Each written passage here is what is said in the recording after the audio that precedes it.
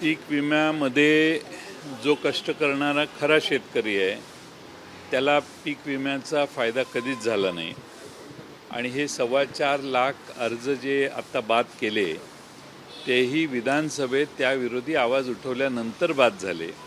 मागचे काही वर्ष आणि विशेषतः 2-2.5 वर्ष 5 वर्ष जे वेगळ्या लोकांनी असेच क्लेम केलेले पैसे आहेत त्याची वसुली करणं हे देखील महत्त्वाचं आहे. आणि जे 4.25 लाख अर्ज बाद केले याचा अर्थ असा आहे की सरकारने आता हे कबूल केलेली आहे की पीक विम्यात प्रचंड भ्रष्टाचार झालेला आहे आणि या भ्रष्टाचाराची पाळंमुळं खणून काढण्याची जबाबदारी गृह खात्याची पण आहे. शेती खात्याने पीक विम्याची योजना आणल्यानंतर कृषी खात्याने मागचे काही वर्ष हा भ्रष्टाचार चालू आहे आणि त्यामुळे ज्यांच्या नावाने असे पूर्वी वसुल्या पैसे क्लेम करण्यात आले आणि पैसे त्यांच्या खात्यावर वर्ग झाले त्या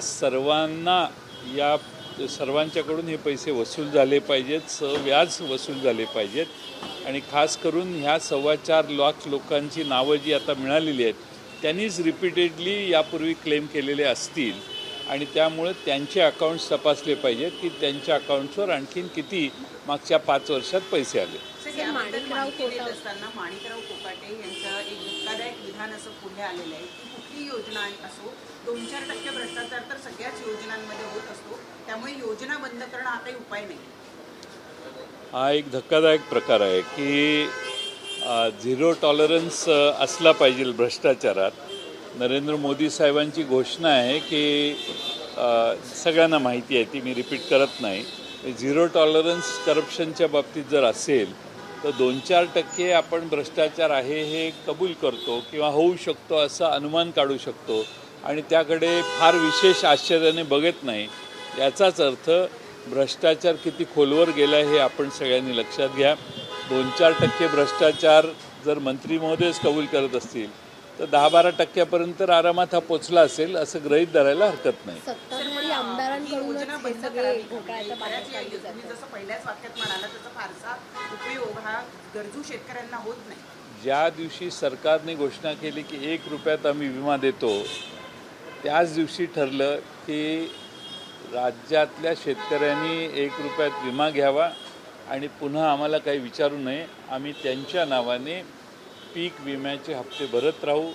प्रचंड कोट्यावधी हजारो कोटी रुपये ह्या राज्यामध्ये प्रीमियम म्हणून भरण्यात आले आणि आज मात्र त्याचा परतावा शेतकऱ्यांना मिळत नाही पण मुठभर लोकांना मिळतो.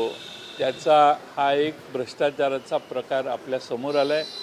मग ही पीक विमा राबवणारे जे सगळे त्या चेनमधले घटक आहेत ते सगळे याचे लाभार्थी आहेत.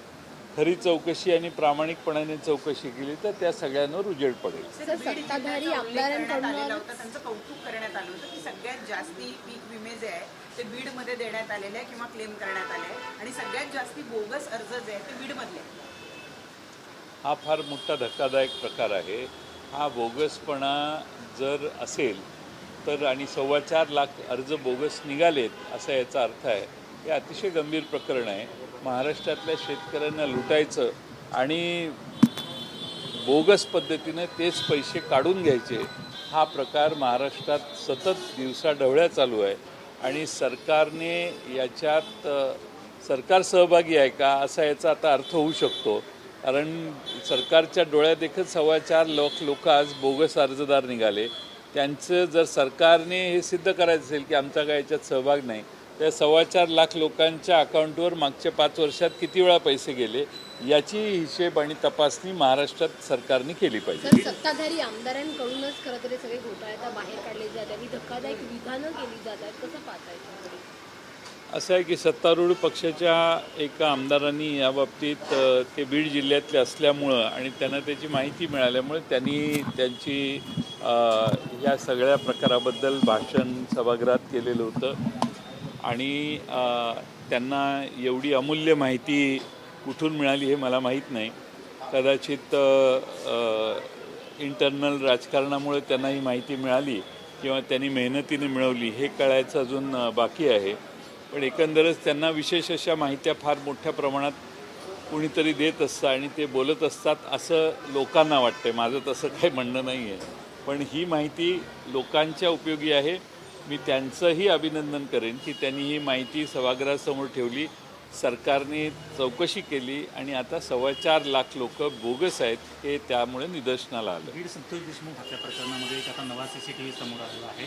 जे आरोपी आहेत संतोष भुले वगैरेच आहे. यांच्यासोबत वाल्मिक करार देखील आहे. ज्या ठिकाणी हा कट शिजला त्यामध्ये वाल्मिक करारचे चित्र देखील दिसत आहेत. CCTV समोर येते. सगळे पहा. नाही, काय पोलिसांनी याचा योग्य तपास केला पाहिजे. पॉलिटिसाइज या गोष्टीला यासाठी मी मुद्दामून यावर का बोलत नाही, तर मला असं वाटतं की पोलिसांचा तपास इम्पार्शियल व्हावा आणि कुठल्याही दबावाशिवाय पोलिसांनी तपास करून जे सत्य आहे ते पुढं आणावं.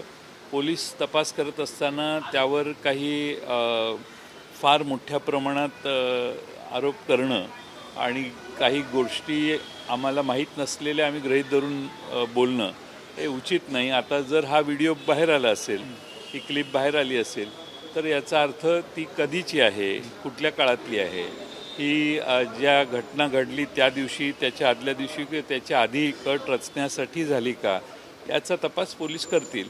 आणि SITने देखील याच्यावर लक्ष घालून त्याचं टायमिंग वगैरे काढलं तर मग जे त्या दिसत आहेत ते जर सांगत असतील की हे आम्ही कट रचण्यासाठीच एकत्रित बसलेलो असेल, तर मग त्याचा कनेक्शन जोडता येईल. पालकमंत्री पदावरून सध्या महायुती सरकारमध्ये प्रचंड नाराजी दिसते, धुसफूस दिसते. 2 पालकमंत्री पदांना स्थगिती देखील दिलेली आहे. परंतु आता राष्ट्रवादी काँग्रेसमध्ये देखील धुसफूस पाहायला मिळते. केवळ अजित पवार यांनाच एक जिल्हा मिळालेला आहे. इतर राष्ट्रवादी सोडून दिली तर शिवसेना आणि भाजप यांच्या पक्षांना 7 जणांना जिल्हे मिळाले. फक्त अजित पवारांच्या पक्षांना फक्त अजित पवारांनाच तेवढा एक पालकमंत्रीपद मिळालं. स्वजिल्हे मिळणं आवश्यक असतं, कारण त्या जिल्ह्यात त्याला काम करून दाखवता येतं. आणि दुसरा जिल्हा असला तर तिकडं जाणं येणं हे जमत नाही मंत्री महोदयांना. त्यामुळं प्रत्येकाचा आग्रह तो असणं स्वाभाविक आहे. पण या सगळ्या गडबडीत आदिती तटकरेंना मिळालेल्या जिल्ह्याला स्थगिती मिळाली हे फार आश्चर्यकारक आहे. आणि ती स्थगिती का मिळाली तर दुसऱ्या मंत्र्यांनी रस्त्यावर रस्ता रोको केलं, टायर जाळले का गाड्या जाळल्या का काय काय केलं. म्हणजे पालकमंत्रीपद मिळण्यासाठी महाराष्ट्रामध्ये जर जाळपोळ होत असेल तर मला वाटतं पालकमंत्रीपदामध्ये असं काय आहे की जे एवढं आकर्षक आहे आणि शेवटच्या टोकाची भाषा करून ते मिळवणं. म्हणजे सरकारच्या दृष्टीनं हा जरा थोडासा कमीपणा आहे सरकारला. आणि अशा पद्धतीनं सरकारमध्ये एकजिन्सीपणा नाही आहे. सरकार एकमेकाशी भांडतं आहे आणि सरकारमध्ये एकमेकाशी वैरत्वाची भावना प्रचंड आहे. आणि जे प्रसारमाध्यमासमोर सतत रोज येते आहे हे सरकारला कमीपणाचं आहे.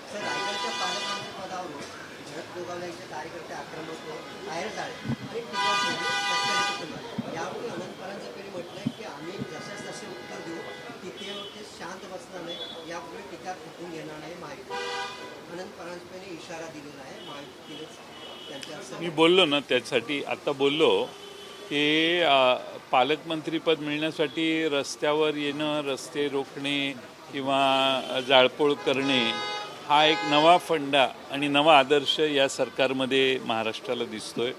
आणि महाराष्ट्रामध्ये आता आणखीन उरलेल्या मंत्र्यांना देखील ही प्रेरणा आहे असं म्हणायला पाहिजे की असं केलं तर त्यांच्या मनाविरोधी घडलेल्या गोष्टीला स्टे मिळू शकतो आणि सगळे प्रयत्नात लागतील असं चित्र आहे असं मला वाटतंय.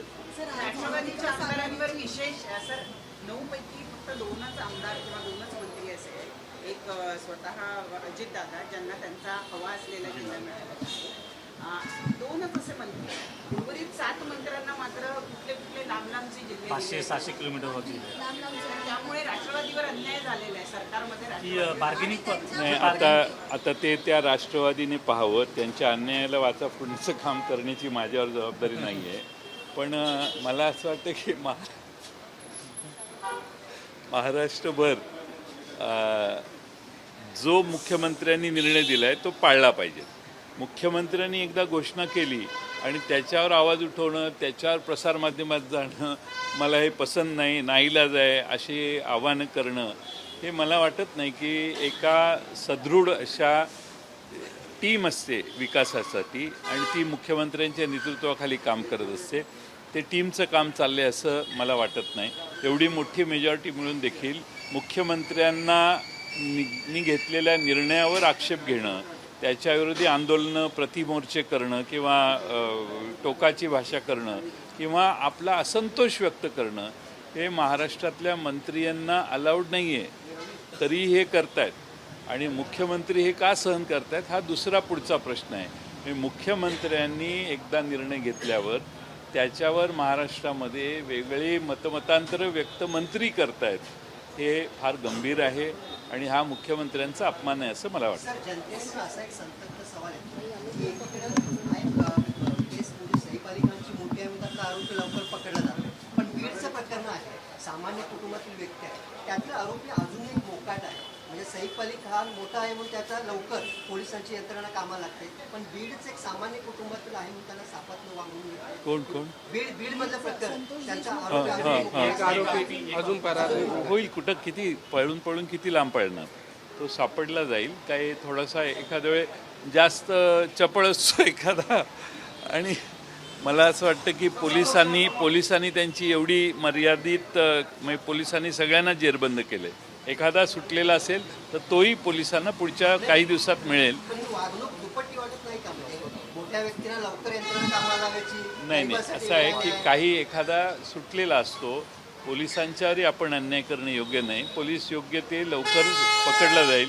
कुणी फार काळ मुक्त राहू शकत नाही. एकदा पोलीस मागे लागले तर त्याला हुडकून काढतील पोलीस. सर, पालकमंत्री पदावर बदलीत अजितदादांच्याच आमदारांनी नाराजी व्यक्त केली आहे. दादांनी फक्त स्वतःपुरता सुनील तटकरे आणि त्यांच्या मुलीपुरता काम केलेलं आहे, इतर मंत्र्यांसाठी त्यांनी प्रयत्न केला नसल्याचा आरोप जो आहे, अशी कोण म्हटलं? त्यांच्याच आमदारांनी खाजगीत केली आहे व्यक्त.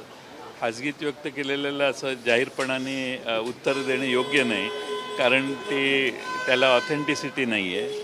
त्यामुळे तरी पण तुम्हाला मला काही वाटलं तरी खाजगीत त्यांनी व्यक्त केली आहे, जी त्यांनी मीडियामध्ये व्यक्त केली असेल तर मी त्याच्यावर रिॲक्शन देईन. सर, आज महाविकास आघाडीची बैठक होते, आज नेमकी काय चर्चा होती? नाही, विधिमंडळ समित्या आम्हाला नेमायच्या आहेत आणि त्यासाठी आम्ही एकत्रित बसायचं ठरवलेलं होतं. ही जागा सोयीस्कर आहे म्हणून या ठिकाणी आम्ही बसतोय आणि तिन्ही पक्षांनी एकत्रित बसून विधिमंडळाच्या समित्या नेमायचं काम जे राहून गेलेलं होतं, त्यात आम्ही तिन्ही आमच्या विरोधी पक्षाच्या वाट्याला ज्या जागा येणार आहेत त्या वाटून घेण्यासाठी आज बैठक बोलवली. काही चर्चा होणार नाही, विरोधी पक्ष नेत्याबद्दल काही त्याची चर्चा होणार नाही. पटेल साहब, बांग्लादेश को लेकर सरकार के लोग कह रहे हैं और आज मिलिंद देवरा ने खत लिखा मुख्यमंत्री को कि ऑडिट होना चाहिए, अवैध बांग्लादेशी इनके खिलाफ मुहिम छेड़नी चाहिए. ठीक है, बांग्लादेश ये सैफ अली के अटैक, उनके ऊपर जो अटैक हुआ उनके घर पे, उसके बाद में एक बांग्लादेशी को पकड़ के लाया गया है और बांग्लादेशी के बारे में अभी नया बवाल खड़ा किया गया है. और जो भी है बांग्लादेशी जो भारत के बाहर से यहाँ आए हैं उनको प्रोटेक्ट करने के लिए कोई भी सपोर्ट नहीं करेगा. जो बाहर से आए हैं, जो इलीगल माइग्रेंट है, उनको तो लेके वापस बांग्लादेश में छोड़ना चाहिए, उसमें कोई दो राय हो नहीं सकती. और ऐसी जो बांग्लादेश से आए हुए लोग हैं उनको कोम्बिंग ऑपरेशन करके भी उनको चूज करके निकाला तो और उनको बांग्लादेश में वापस छोड़ा, तो मुझे लगता है वो करने की आवश्यकता है. हमारा उसको पूर्ण पाठ्यक्रम ऑडिट होना चाहिए, मतलब जो भी ऑडिट होना चाहिए. और जो गलत यानी जो विदाउट परमिशन इंडिया में रहने को आए हैं उनको तो बाहर भेजना चाहिए. महाराष्ट्र के महायुति सरकार में पालक मंत्री पद को लेकर घमासान मचा हुआ है. खुद सरकार के मंत्री शिंदे जी के घर के बाहर प्रदर्शन कर रहे हैं, उनके समर्थक प्रदर्शन कर रहे हैं. एलसीपी दूसरे अजित पवार की मैं समझता हूँ कि मुख्यमंत्री साहब ने जो निर्णय लिया है उसके खिलाफ अगर महायुति के ही मंत्री, आमदार लोग अगर अलग अलग बयानबाजी करते तो ये मुख्यमंत्री जी का अपमान है। मुख्यमंत्री जी ने जो निर्णय लिया है उसके खिलाफ बोलना, एक इकट्ठा जो अलायंस की सरकार है उसमें ये बर्दाश्त कैसे हो सकता है, ये मुझे आश्चर्य लगता है। मुख्यमंत्री जी के निर्णय के बाद उसके ऊपर टिप्पणी करना, बयानबाजी करना, रास्ता रोको करना, कुछ गाड़ी जो भी है उनको जलाना, ये जो चीज़ें सामने है ये पहले बार महाराष्ट्र में हुई। ये महाराष्ट्र की संस्कृति नहीं थी और मुख्यमंत्री ने निर्णय देने के बाद ये ऐसी बयानबाजी और पालक मंत्री के कारण ये निर्णय कर रहे हैं तो सरकार कैसे आगे चला पाएगी। ये इसीलिए हमारा मुख्यमंत्री जी को सूचना है विपक्ष में रहने के नाते कि मुख्यमंत्री जी का पूरा कंट्रोल होना चाहिए। एक बार सीएम साहब का निर्णय होता है तो कोई भी, ना कोई उप मुख्यमंत्री, ना कोई मंत्री, ना कोई एमएलए उनके पार्टी के, हम बोल सकते हैं क्योंकि हम विपक्ष में हैं, लेकिन जिन्होंने उनको सपोर्ट किया है वो कोई बयानबाजी नहीं करनी चाहिए। लेकिन ये सरकार में ये बयानबाजी हो रही है, ये बहुत दुर्भाग्य है। महाराष्ट्र की जनता शॉक होके देख रही है कि ये क्या क्या कर रहे हैं लोग।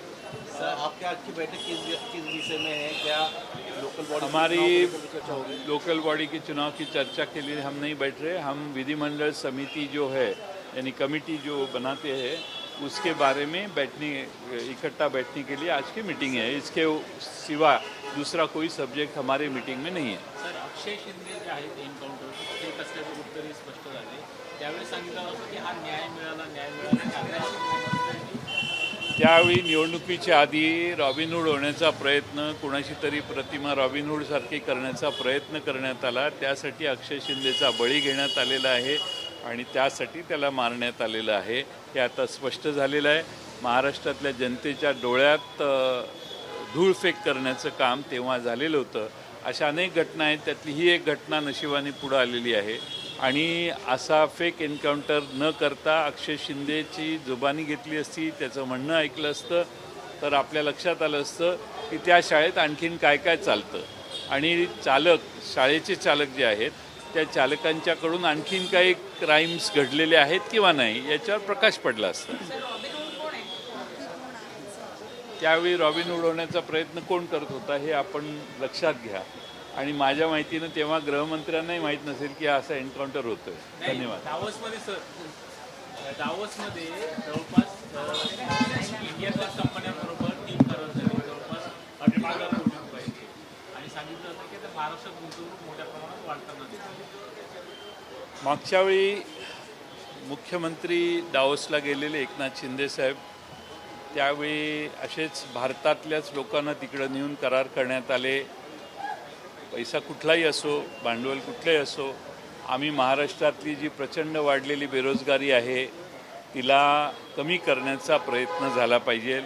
ठीक आहे, इथं भेटायला वेळ मिळाला नसेल, त्यांना डावोसला बोलवलं असेल आणि डावोसमध्ये करार केला असेल तर तो आम्हाला मान्य आहे, आमचा त्यालाही विरोध नाही। कारण महाराष्ट्रातल्या तरुणांच्या हाताला काम मिळावं ही आमची प्रायोरिटी आहे आणि आमचा तो आग्रह आहे।